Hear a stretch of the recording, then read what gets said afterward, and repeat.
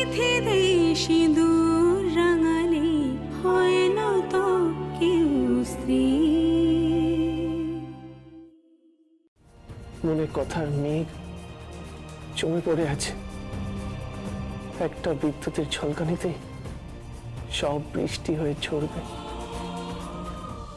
তোমায় ভিজিয়ে দেব আমি, আমার কথা তোমায় ঘিরে থাকবে নিরু। আর সেই কথা তো একটাই, ভালোবাসি, ভালোবাসি, খুব ভালোবাসি। আমি জানি আপনি আমায় ভালোবাসেন, কিন্তু মাফ করবেন, আমি জানি না ভালোবাসা কাকে বলে।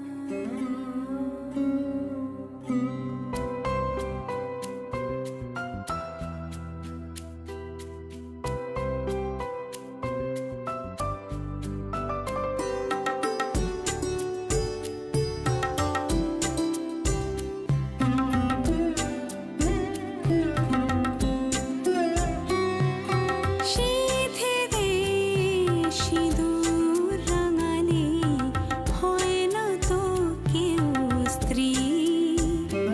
আলতানো আবিনা রশিতে সাজালে হয় কে স্ত্রী। সিঁথিতে সিঁদুর রাঙালে হয় না তো কেউ স্ত্রী।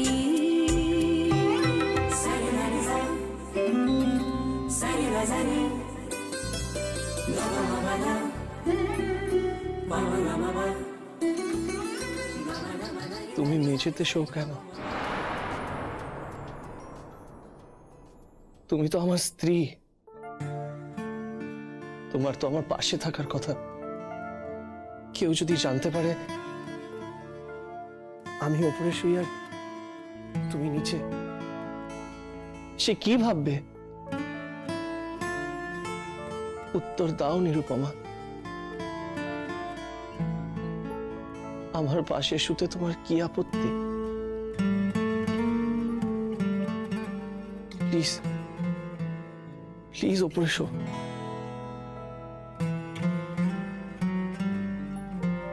আর তুমি ভয় পেও না, আমি কোনো অ্যাডভান্টেজ নেব না।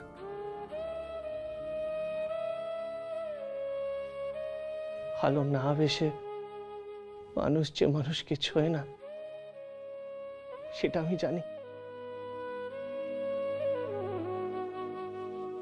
আর সত্যি কথা বলতে নিরু, আমি তো আগে কখনো ভালোবাসিনি, কখনো কোনো মেয়ের কথা ভাবিনি।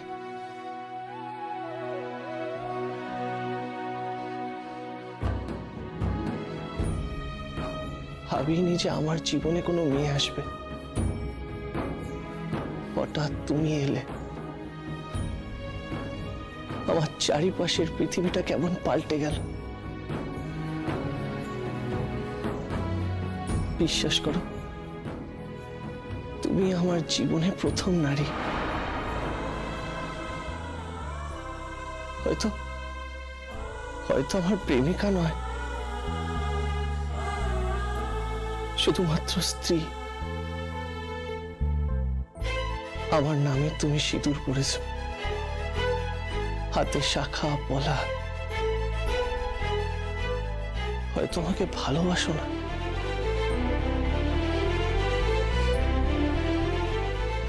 তবু স্ত্রী স্বামীর অধিকারে তুমি আমার স্ত্রী। যখন তুমি আমার স্ত্রী, শীতে মেঝেতে শোয়া তোমায় মানায় না, শরীর খারাপ হয়ে যাবে। প্লিজ প্লিজ উপরে এসে শো, প্লিজ প্লিজ। নাহলে কিন্তু সারা রাত আমি হুইল চেয়ারে শুয়ে পড়বো। না না, আমি আসছি। তদস্তু হৃদয়ং তব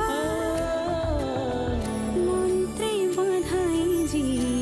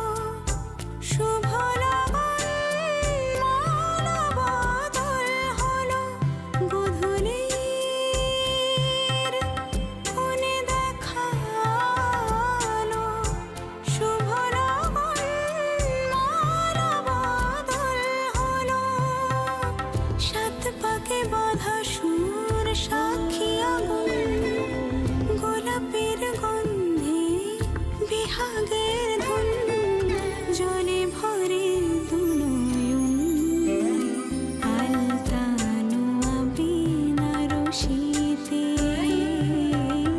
সাজালে হয় কি স্ত্রী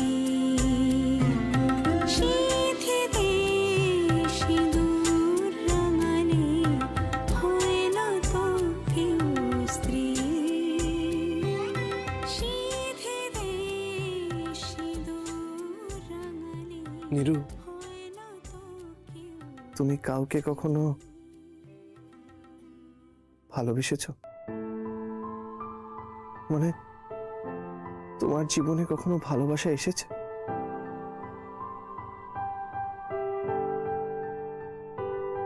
হ্যাঁ, এসেছিল ক্ষণিকের জন্য। সে কে?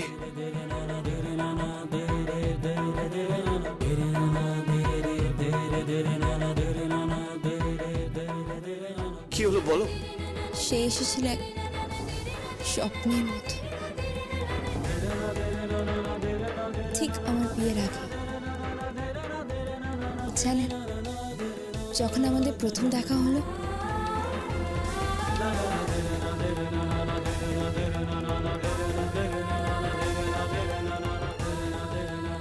তার গাড়ির সামনে ধাক্কা খাচ্ছিল।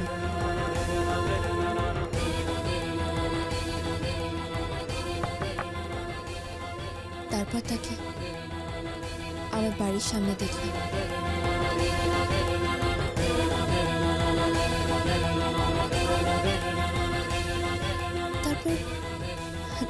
তারপর জানলাম যে আমার বিয়ে ঠিক হয়ে গেছে। আমার স্বপ্ন দেখতে নেই, সেই বিয়ের রাতেও তাকে দেখলাম। একটা পরীর গল্প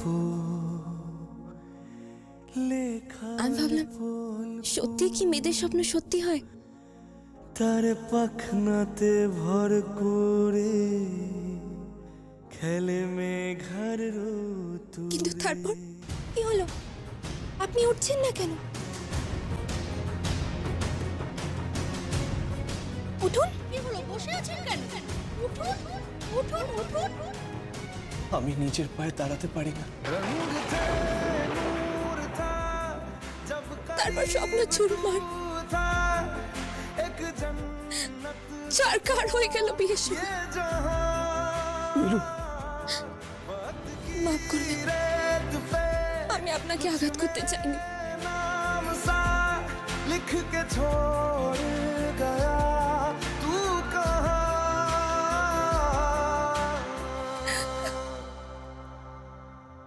हमारी अधूरी कहानी, हमारी अधूरी कहानी, हमारी अधूरी कहानी, हमारी अधूरी कहानी।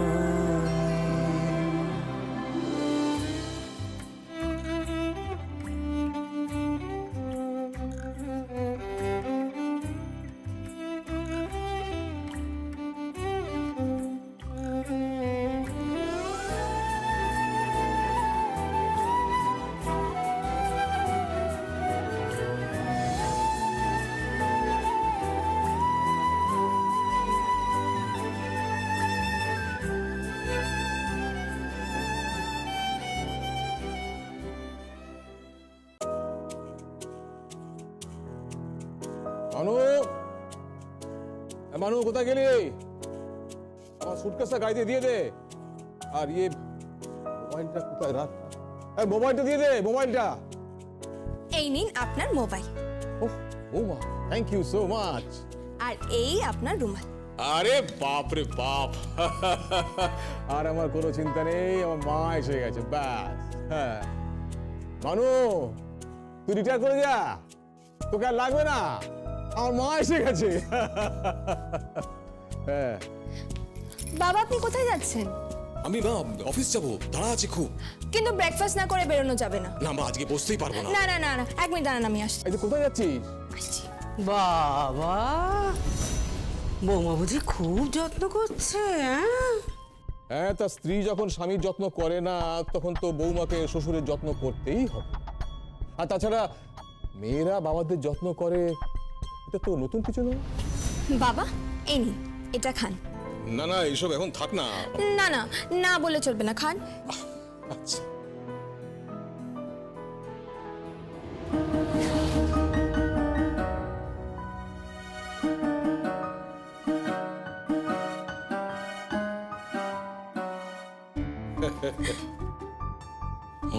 Thank you so much, thank you. ন্যাকামো, হ্যাঁ। মা, তুমি দাঁড়িয়ে দাঁড়িয়ে এসব ন্যাকামো সহ্য করছো? আর বাবা, তুমি তুমি পারো বটে, একটু পটালেই না পটে যাও। আর তুমি বাটার দিও না, হ্যাঁ? বাটার দিও না। একদম ঠিক বলেছ। একেবারে শ্বশুর অন্তঃপ্রাণ।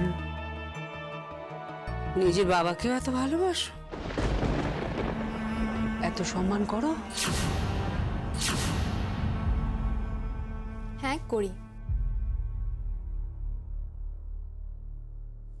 আমার বাবাকেও এত সম্মান করি, এত ভালোবাসি। আর আমার শ্বশুর মশাইকেও এত সম্মান করি, এত ভালোবাসি।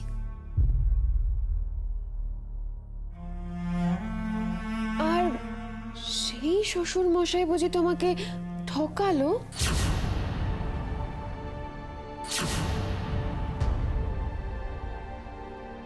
মানে? আমি তো শুনেছিলাম তুমি নাকি বিয়ের আগে জানতেই না যে তোমার বর পঙ্গু।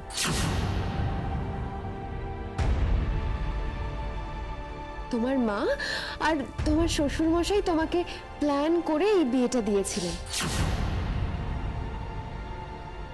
আর তার বদলে নাকি তোমার বাড়িতে মোটা টাকা গেছিল।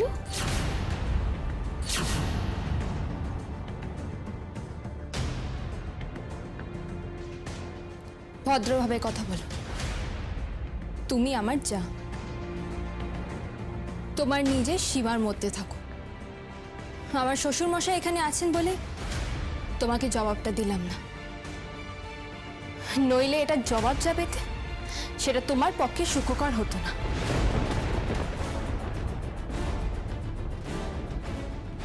তুমি ওকে কি বলবে, হ্যাঁ? তোমার বলার কোনো মুখ আছে নাকি?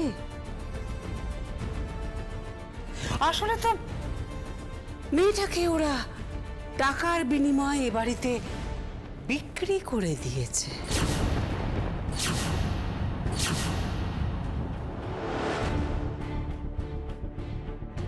নারীদের সম্মান দিয়ে কথা বলুন। আপনি একজন মহিলা, বিক্রি মানে? এই শব্দটাতে আমার অবজেকশন আছে। আর আমার মাকে চিনি, আমার বাবাকে চিনি। সারাটা জীবন তারা স্ট্রাগল করে গেছে, সৎ পথে থেকে গেছেন, কোনোদিন অন্যায় করেননি। যাই হোক, আপনার সাথে কথা বলতে আমার গা ঘিন ঘিন করে। তাই নাকি? এই, তুমি দিব্যি করে বলো তো যে তোমার শ্বশুর তোমাকে ঠকায়নি।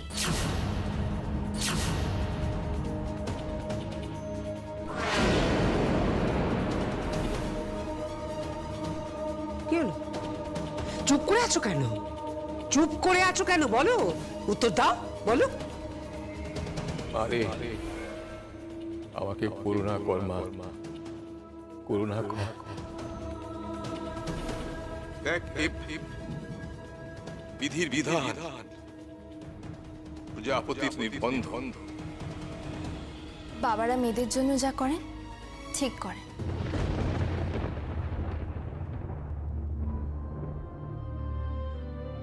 শুরুতে হয়তো ঠিক নাও লাগতে পারে, খারাপ লাগতে পারে, কিন্তু আখিরে হয়তো ভালোই হবে।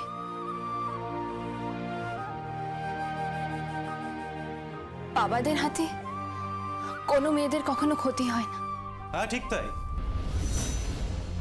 আর যদি সেই লাভটা মোটা টাকার বিনিময় হয়, তাই না? ও, আপনি এসে গেছেন বাবা। আমি ওদের কথাই বলছিলাম। কি বলছিলে না? বাড়িতে তো একটু লক্ষ্মীশ্রী ব্যাপার আছে। আমাদের বাড়িটা না কেমন যেন একটা হয়ে গেছে। কি হয়ে গেছে? না মানে প্রচুর খাবার ফেলা যায়, মাছ ফেলা যায়, খাবার একটু মুখে দিতে না দিতেই ফেলে দেয়, মশলাপাতি ফেলা যায়,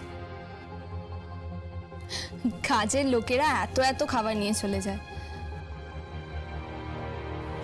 এসব অলক্ষীপনা কখনো দেখিনি, তাই দুটো কথা বলতে এসেছি। আচ্ছা আচ্ছা, এখানে তুমি অলক্ষীপনা কোথায় দেখলে বলো তো? হ্যাঁ, তোমার বাপের বাড়িতে তুমি দেখেছো অলক্ষী। তোমার বাবা কি উপার্জন করে? এই যে এখানে এত দামি দামি মাছ, মাংস, ফল এসব হয়, এসব তোমরা আগে কখনো দেখেছো? এই যে দামি দামি সমস্ত ইনগ্রেডিয়েন্টস, আই মিন মশলাপাতি, এসব বাপের জন্মে দেখেছো কখনো বলো? ছাড়ো না বাবা, কাকে কি বলছো? এরা ছেঁড়া খাতায় শুয়ে লাখ টাকার স্বপ্ন দেখেছিল, এখন লটারি লেগে গেছে, কোটি টাকার স্বপ্ন দেখছে। কিন্তু মাথায় রাখা ভালো, লটারি কিন্তু সবসময় কপালে জোটে না।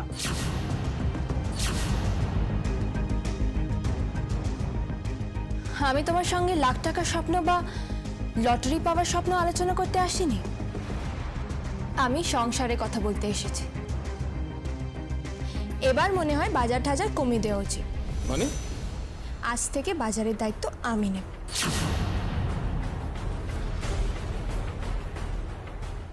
দায়িত্ব নেবে মানে? ওটা আমার দায়িত্ব। মম নিজে আমাকে ওই দায়িত্বটা দিয়েছে।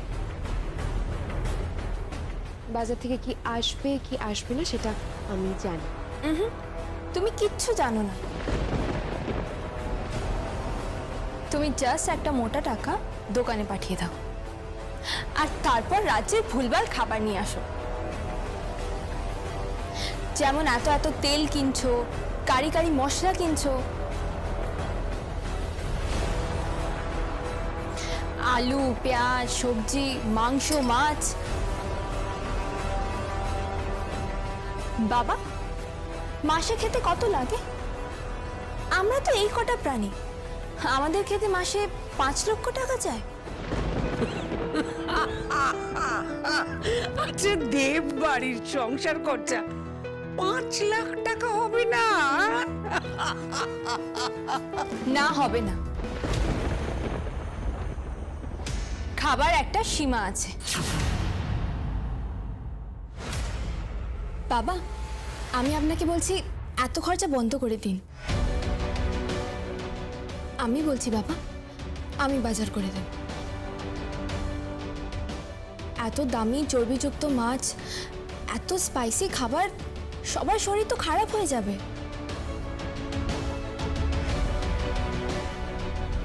এত দামি চর্বিযুক্ত মাছ, এত স্পাইসি খাবার, সবার শরীর তো খারাপ হয়ে যাবে। বাবা, সবার শরীরের দিকে নজর রাখা বাড়ির বউয়ের কর্তব্য। ঠিক আছে ঠিক আছে, আজ থেকে সংসার তুমি সামলাবে।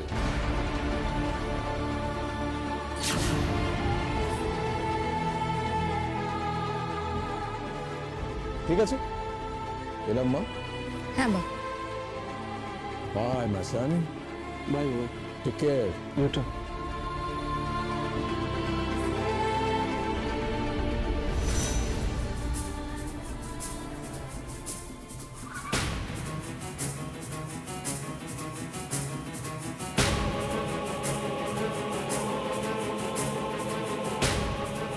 ভালোই কায়দা জানো। নিরুপমা, তা শ্বশুরের কাছ থেকে ঠিক পারমিশনটা বের করে নিলে না?